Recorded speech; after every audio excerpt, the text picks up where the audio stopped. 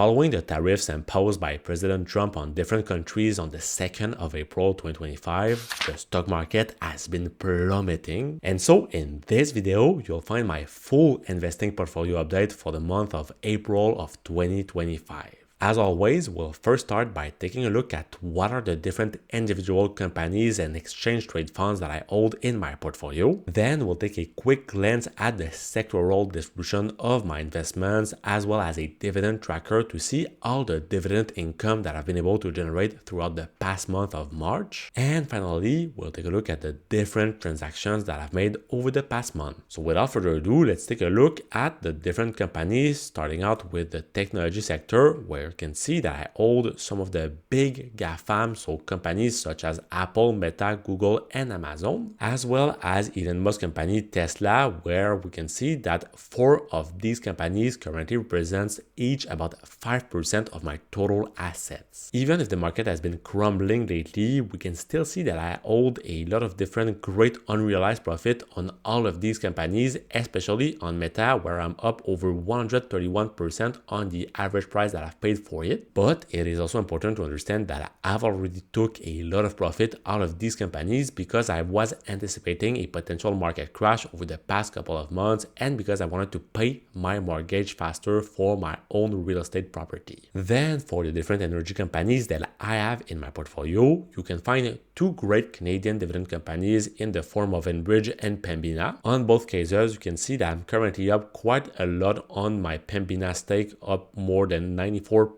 on the average price that I've paid for it, as well as 34% of unrealized profit on Enbridge. And it is also important for you to understand that these 2 companies are giving me great dividends, which is one of the reasons why I've been adding a few shares of Enbridge lately. That currently represents over 12% of my total assets. For the 2 financial companies that I have in my portfolio, we can find one of the 5 largest Canadian banks in the form of the Toronto Dominion Bank. In the case of Manulife, you can see that I am still up close to 100% of unrealized profit on this company, where on the case of TD that hasn't been performing that well lately, I am currently up only about 16% on the average price that I've paid for it. Unfortunately, the scenario hasn't been that favorable for my communication company TELUS, which is currently down over 22% on the average price that I've paid for it. I continue also to hold my great consummation company Couche-Tard in my portfolio, which is currently worth slightly less than 5% of my assets, and that is currently up close to 25%. Plus, I also have a few shares of the materials company Savaria, which is currently up only about 3% compared to the average price that I've paid for it. Then I also hold quite a few shares of the real estate investment trust Raucan, which is currently up close to 40% on the average price that I've paid for it. And finally, for the last company that I have in my portfolio, is the 5 and Plus company that only represents less than 0.50% of my total assets. And in their case, I'm currently up about 15% on the average price that I've initially paid for this business. Now, if we go into the ETF section, we can first find that I have invested quite a lot of my assets, about 10% of it, into the Vanguard S&P 500 Index ETF with the ticker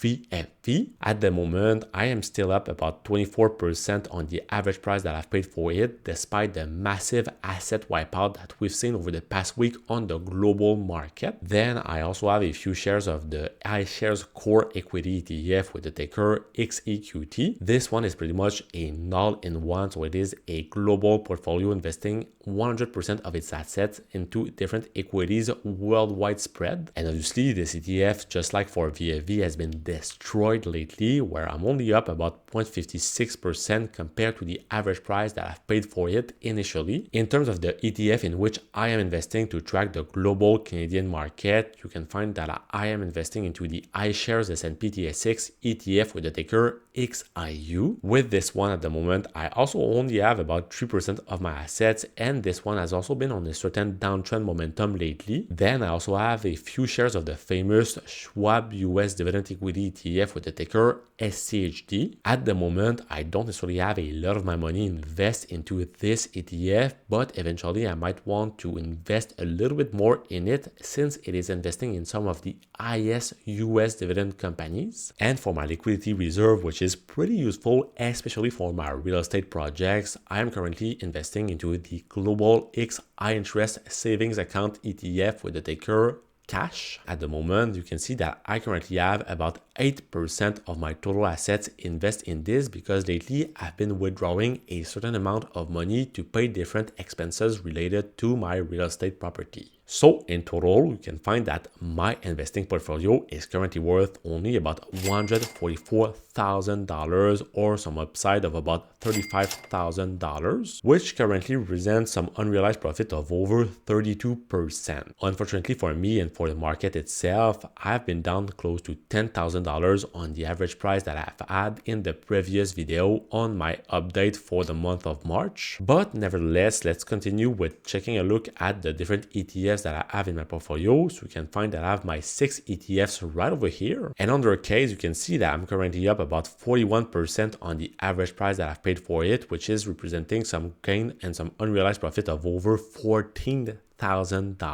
With the downtrend momentum that we are currently seeing on the market, I might be tempted to continue to reinvest a lot of my liquidity reserve into great other ETFs such as VFV and XIU for the long-term investment objectives that I personally have. But at the moment, I'm making sure to keep a certain amount of my money into my liquidity reserve because I am currently in the process of buying my second real estate property. Now for the sectoral distribution of my assets, you can find with no surprise that the two biggest sectors are the ETF sectors and the technology sector. Then after we can find the energy sector that will come as the great third, and on the fourth place we find the financial sector, and finally we can find the real estate sector, the consumption sector, the material sector, as well as the communication sector. In terms of the dividend that I've generated over the past month of March, you can see that I have been able to make over $220 of dividend income only in the past month, which actually brings my year-to-date monthly dividend income to over $575.